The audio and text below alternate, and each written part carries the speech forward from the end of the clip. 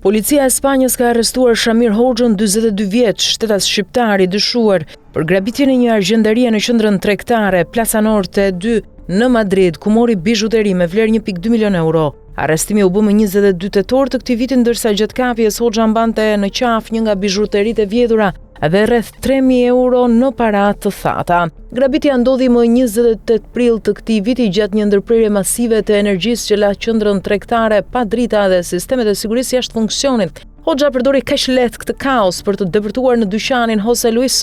Ajo ngjit në çati, krijoi vrima për të hyrë në ambientin e pasëm të argjendarisë dhe në vetëm 4 minuta zbrazi të gjitha vitrinat, duke marrë mbi 2200 bizhuteri, përfshirë koleksione ekskluzive ari të bardhë me diamant.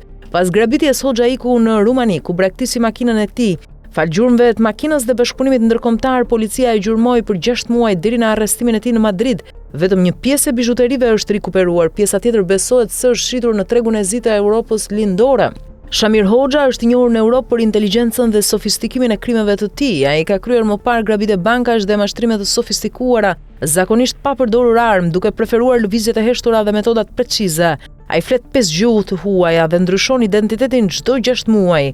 Policia e ka cilësuar grabitjen si një rast me nivel të jashtëzakonshëm profesionalizmi dhe planifikimi, ndërsa Hoxha ndodhet në paraburgim në Soto del Real, duke pritur gjykimin.